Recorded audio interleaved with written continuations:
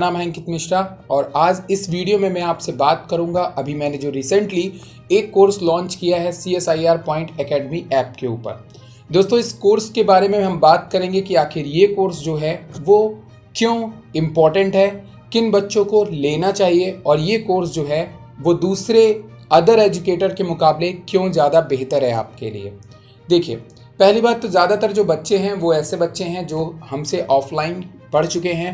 उन बच्चों के लिए मैं बोलूँगा कि वो उस कोर्सेज के लिए ज़रूर जाएं, क्योंकि जिन टीचर से आप पढ़ते हो उन टीचर्स की लैंग्वेजेस आपको समझ में आती है, इसलिए आपको उन वीडियोस को ज़रूर देखना चाहिए।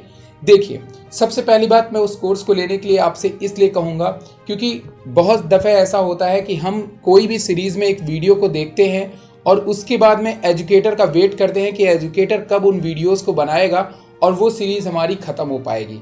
इससे अच्छा ये है कि हम कोर्सेज़ को बाई कर लें, जिससे कि हम अपने टॉपिक को जब चाहे जब मन करे, एक दिन में, चाहे एक महीने में, चाहे एक साल में, जब भी मन करे हम उन कोर्सेज़ को क्या कर सके, पढ़ सके, उसको ख़त्म कर सके। सबसे पहले मैं बात करूँगा कि आखिर उन कोर्सेज़ के अंदर मैंने किन किन चीज़ों को रखा हुआ है। उन कोर्सेज़ के अंदर मैंने जो सबसे पहली चीज़ आपको बता दूं तो उसके अंदर आप nervous system, circulatory system, cardiovascular system, उसके बाद आपका क्या है रेस्पिरेटरी सिस्टम, उसके बाद digestive system, excretory system, digestive system, इन सारे सिस्टम्स के बारे में वहाँ पे बात की गई है।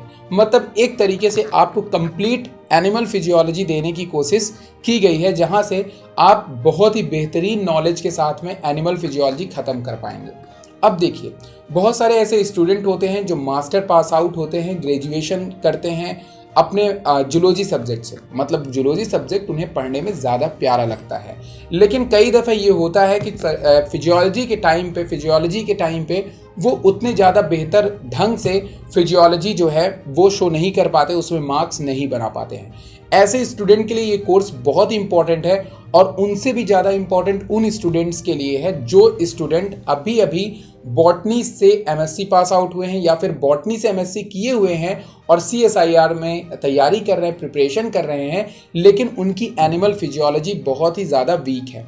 तो ऐसे स्टूडेंट के लिए ये कोर्स हाईली रिकमेंडेड है, क्योंकि इस कोर्स के को जो बनाया गया है, आपको पता है कि आप एक बुक पढ़ते हो पाथफाइंडर NCERT और काफ़ी दूसरे हैवी बुक के मटेरियल को लेकर के इस पूरे कोर्स को बनाया गया है। मतलब इसका जो डेटा मटेरियल है वो रिलायबिलिटी के हिसाब से, मतलब अगर आपको बिल्कुल एनिमल फिजियोलॉजी नहीं आती तो वहाँ से शुरू किया गया है और एक अच्छे लेवल पे आपको एनिमल फिजियोलॉजी बताई गई है, जो कि इतने कम प्राइस रेंज के ऊपर आपको अवेलेबल होना बहुत ही मुश्किल है।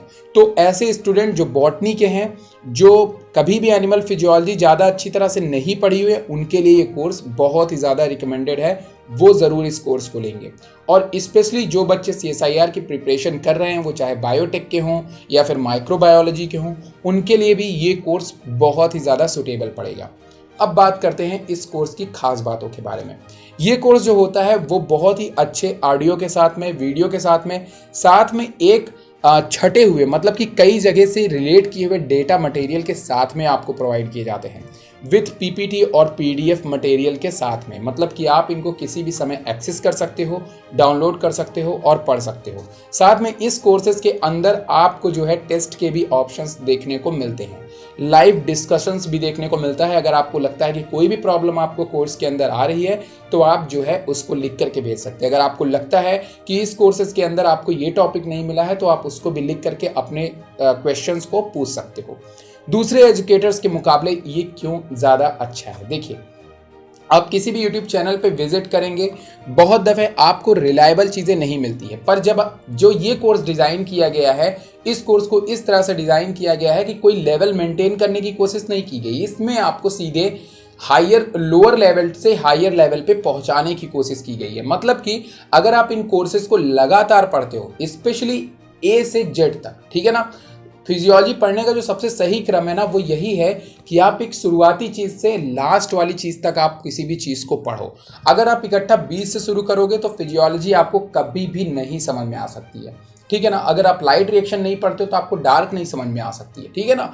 तो अगर आप हाइपोथैलेमस ही नहीं पढ़ोगे तो आपको जो है एंडोक्राइन सिस्टम कैसे समझ में आ सकता है। तो कहने का मेरे मतलब ये है कि आप वहां पे डिजाइन करते वक्त इस कोर्स को इस ध्यान में रखा गया इस बात को कि उस कोर्स को देखने वाला बच्चा बस सीक्वेंस से 1 नंबर 2 नंबर 3 नंबर 4 वीडियो देखे, ऑटोमेटिकली वो पूरा जो क्रम है वो एक दूसरे वीडियो से रिलेट है।